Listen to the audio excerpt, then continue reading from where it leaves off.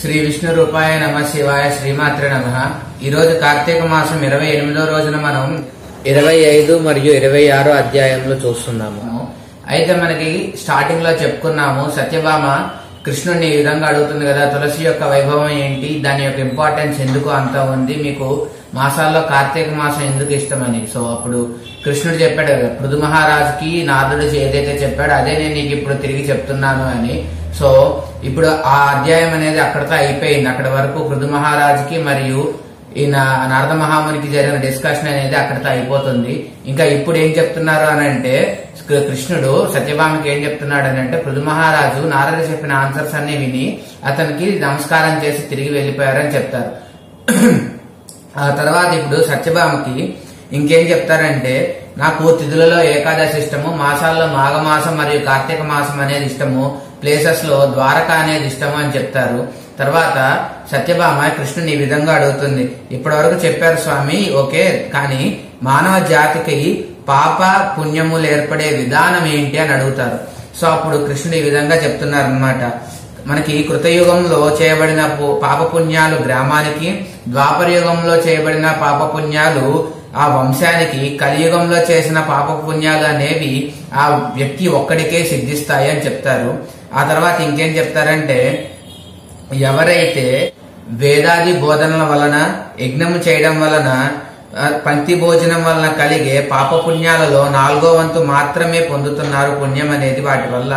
తర్వాత ఇంకేం చెప్తున్నారంటే, ఇతరుల చేత చేయబడిన పాపపుణ్యాలను చూడడం వలన, తలంచుకోవడం వలన అందులోనూ 100 భాగాన్ని వీళ్ళు పొందుతున్నారని చెప్తున్నారు. సో మనం వేరే వాళ్ళు చేసిన మంచిని తలుచుకుంటే మనకి మంచి అనేది జరుగుతుంది, చెడు తలుచుకుంటే మనకి చెడు అనేది జరుగుతుంది అని ఇండైరెక్ట్ గా ఇక్కడ చెప్తున్నారు.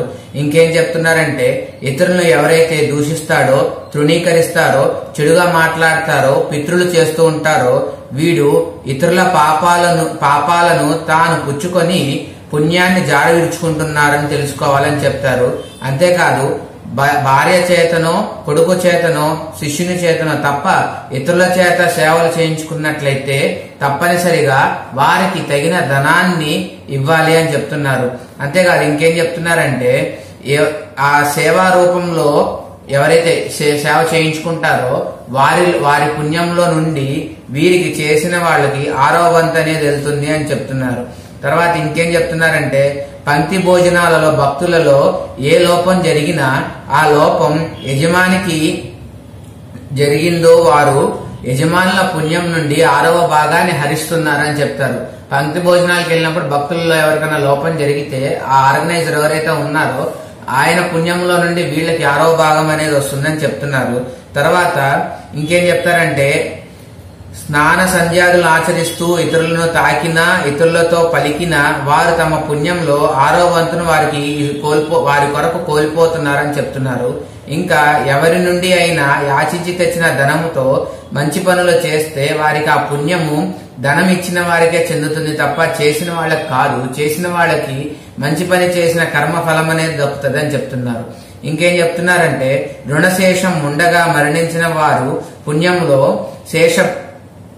శేష రుణానికి తగినంత పుణ్యము రుణదాతలకు చెందుతుంది అని చెప్తున్నారు. ఇంకా పాపం గాని పుణ్యం గాని ఫలానా పని చేయాలని సంకల్పం కలిగిన వాడు ఆ పని చేయడంలో తోడ్పాటు చేసే వాడికి, దానికి తగినంత సాధన సంపత్తి సమకూర్చిన వాడికి, ప్రోత్సహించిన వాడికి తలా ఒక 6వ వంతు ఫలాన్ని పొందుతారు అని చెప్తున్నారు.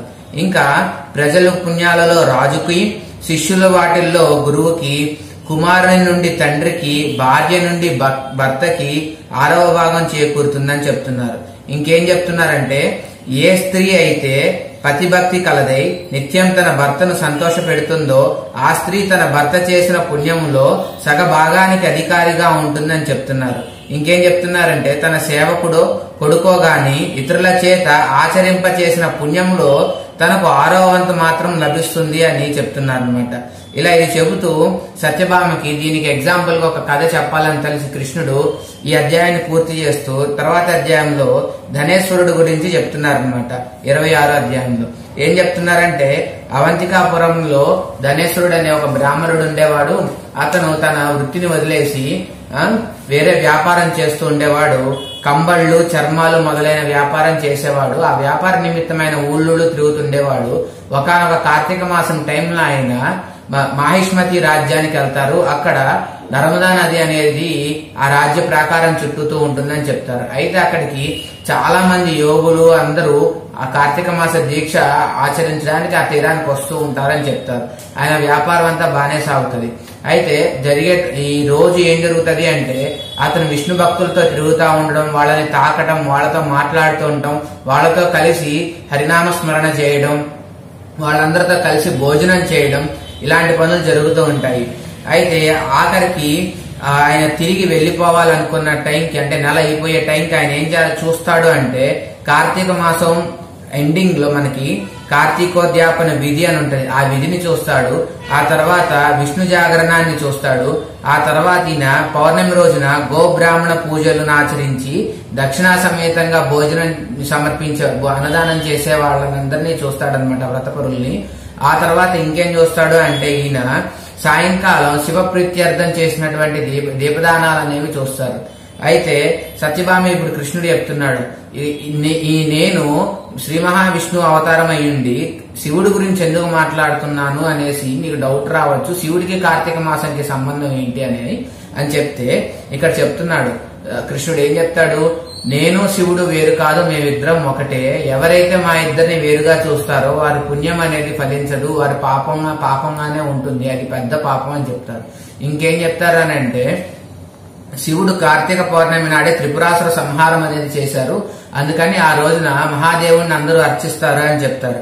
ఇంకా గణేశుడి గురించి ఏం చెప్తారంటే ఆయన మొత్తం అయిపోయి తిరిగి వెళ్లిపోదాం అనుకున్న టైంలో నర్మదా నదీ తీరంలో తిరుగుతూ ఉండగా ఒక పాము అతన్ని కాటేస్తుంది. ఆ విష ప్రయోగం వల్ల ఆయన మరణిస్తాడు. మరణించే టైంలో ఏం జరుగుతుంది అంటే అక్కడున్న భక్తులు ఆయన చెవులో నారాయణ మంత్రం చెప్తారు. తర్వాత తులసి తీర్థాన్ని పోస్తారనమాట.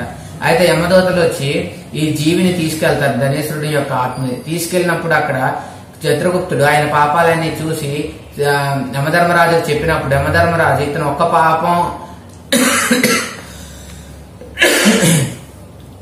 అక్కడికి తీసుకెళ్లినప్పుడు యమధర్మరాజు ఇతను ఒక్క పుణ్యం కూడా చేయలేదు, అన్ని పాపాలే చేసి ఉన్నాడు, కనుక ఇతన్ని కుంభీపాక నరకంలో వేయండి అని చెప్తారు. అయితే అతన్ని తీసుకొని కుంభీపాక నరకంలో వేసినప్పుడు అక్కడ నిప్పు అనేది ఆరిపోతుంది. అప్పుడు అక్కడున్న భటులందరూ వెళ్లి యమధర్మరాజు చెప్తారు ఇలా జరిగింది అని. అయితే అప్పుడు యమధర్మరాజు ఎందుకు జరిగిందని ఆలోచిస్తూ ఉండగా నారద మహాముని అట్టుగా వస్తారనమాట.